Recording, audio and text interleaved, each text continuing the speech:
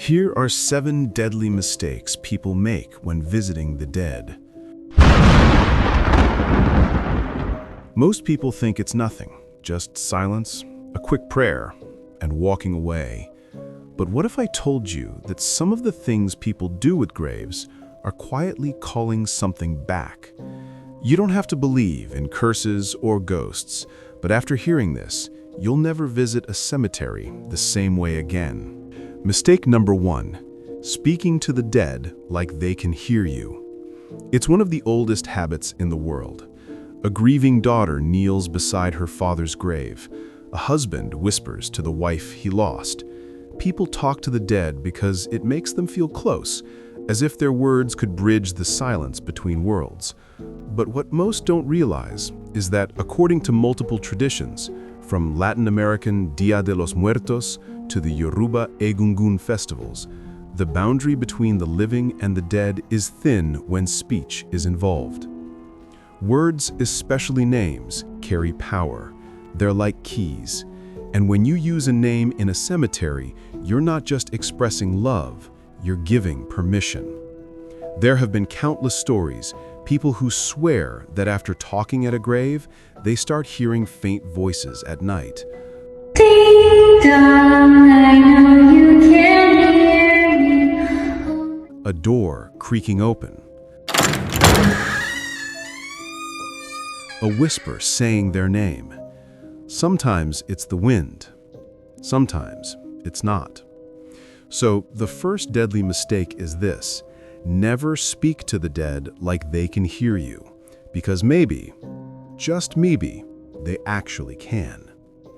Mistake number 2, taking something from the grave.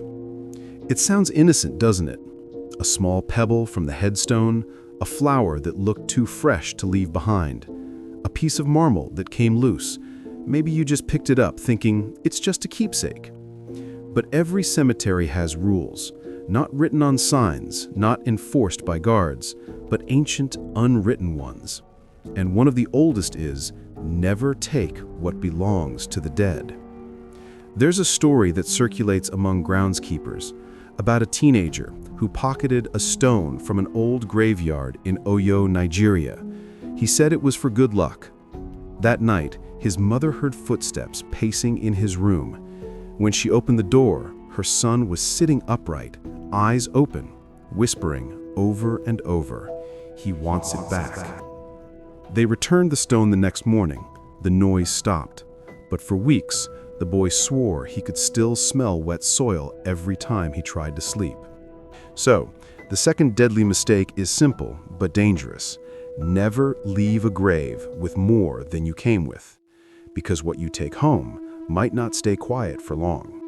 Mistake number 3, speaking the name of the dead aloud. Most people think it's harmless. You stand by the tombstone, read the name, maybe say it out loud. "Rest well, Mama Grace," or "Sleep in peace, Daniel."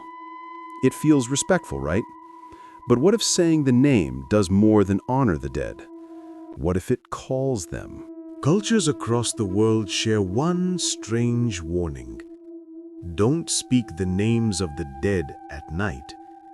The Egyptians believed the name held the soul.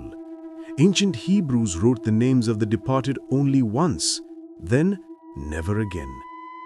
Even in many parts of Nigeria, the elders still whisper it. Never call the name of the dead after sunset, because when you speak a name, you give it breath. And sometimes something breathes back. There's a chilling story from a small town outside Enugu. A woman named Ngozi visited her father's grave one quiet evening. She was alone, holding a candle and some roses. As she knelt to pray, she whispered his name, "Papa, it's me." The candle flickered, the air went heavy, and then she heard it, a faint voice behind her saying softly, "Ngozi." She turned, no one. Just the cold air moving between the stones. The next morning, the caretaker found that her candle, now burned out, had melted upwards against gravity. In 2016, a paranormal team filming a documentary in rural India experienced something similar. One crew member, curious, read a name from a gravestone 3 times into his recorder. Later that night, when they replayed the footage, a second voice repeated the same name right after him. Only, it wasn't his own voice. It was older, slower, male. And when they checked, that name had been chiseled on the oldest grave in the site. There is an old saying in West African folklore: the living call names to remember, the dead answer names to return. That's why experienced mourners keep silent. 5. Leaving before saying goodbye. Most people don't realize how important this one is. They visit a grave, drop flowers, stand in silence for a few minutes, and just walk away. No words, no closure, just leaving. But to the dead, silence is not peace, it's confusion. It's a visitor who entered their space and vanished without warning. Spiritualists say that when you come to see the dead, they sense you long before you reach the grave. They follow your footsteps through the gate, and when you leave without saying goodbye, they keep following, waiting for the moment you finally speak. That's why some people return home feeling watched. They hear soft knocks on walls, footsteps in the hallway, the faint smell of the same flowers they placed on the grave. Not out of malice, but because the dead were never told to stay. One old gravedigger in Louisiana said it best: the living forget to close the door when they leave, and the ones inside, they don't like being forgotten. So always say goodbye, even if it feels silly, because the moment you turn your back, they're already standing right behind you, waiting for you to finish the sentence. 6. Using flash photography at the grave. Most people think snapping a quick photo at a grave is harmless. You visit a cemetery, maybe for a funeral, maybe for remembrance. You bring flowers, take a moment of silence, and then you lift your phone. Click. A flash of light against the marble headstone. But what if that single flash doesn't just capture what's there? What if it calls what shouldn't be seen? Cemeteries are not just resting grounds. They're thin places, places where reality folds and the energy between life and death becomes fragile. Light behaves differently there. It doesn't just illuminate, it stirs, it pulls. A photographer in Savannah, Georgia, once went viral for a picture she took in Bonaventure Cemetery. It was just an ordinary grave at first, until people zoomed in. Behind her subject, there was a face. Not a reflection, not a trick of the light, a child's face, gray and expressionless, half hidden behind a tombstone. The photographer swore there was no one there that day. Her camera's metadata showed the shot was taken in broad daylight, yet when experts enhanced the shadows, they found candlelight reflections. From where?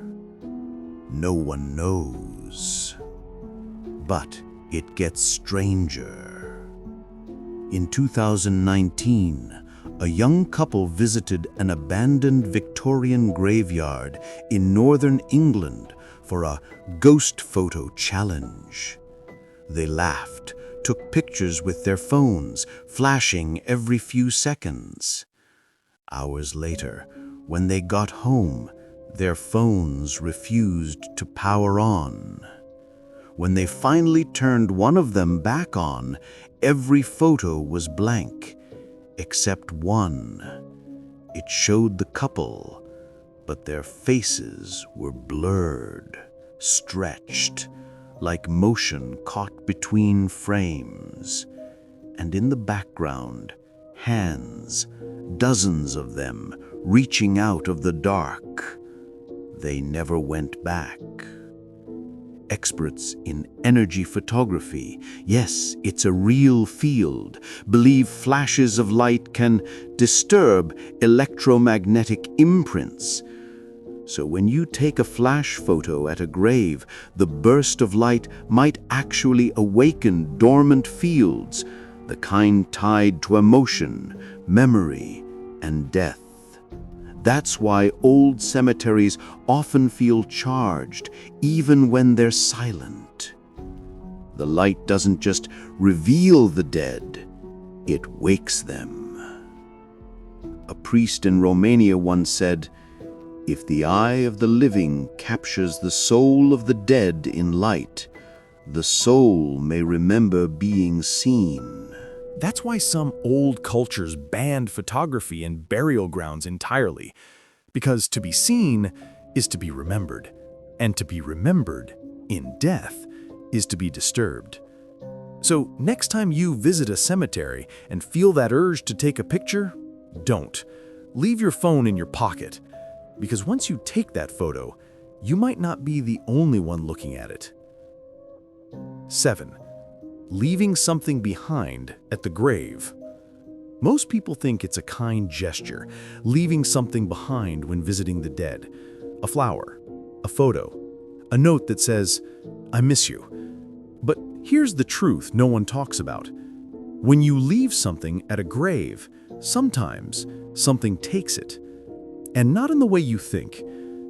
Cemeteries are quiet only to human ears. To whatever lingers between, they're full of whispers, unfinished conversations, grief that hasn't learned how to sleep. Objects left on graves don't just sit there, they absorb. They hold the emotion, the memory, the ache that placed them there. And sometimes they hold attention. In 1984, a caretaker at a small churchyard in Dorset, England, noticed something strange.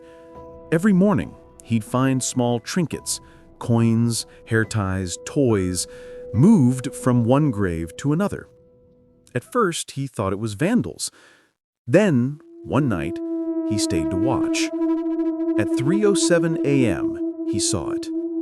A faint figure, gray, almost transparent, kneeling by a child's grave, slowly placing down a small wooden horse.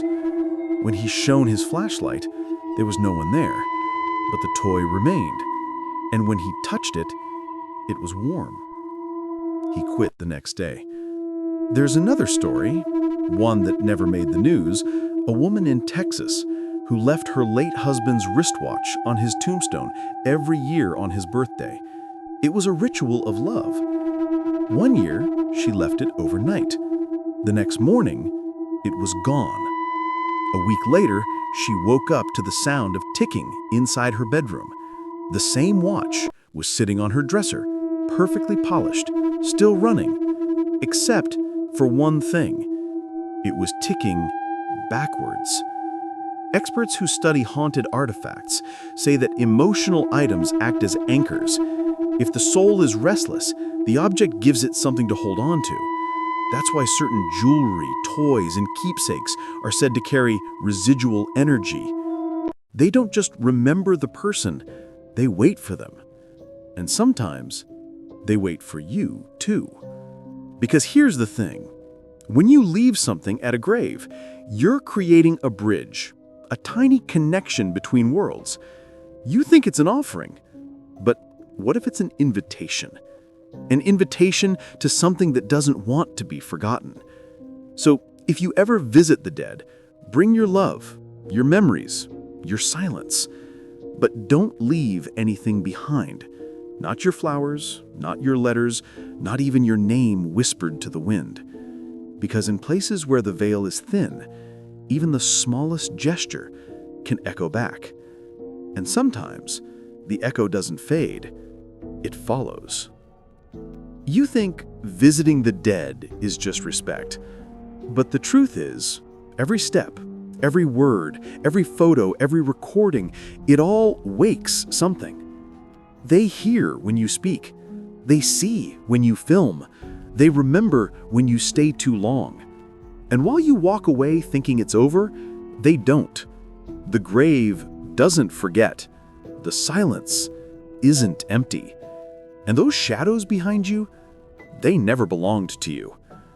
So next time you visit, don't speak. Don't record. Don't look back. Because once the dead notice you, they never stop watching.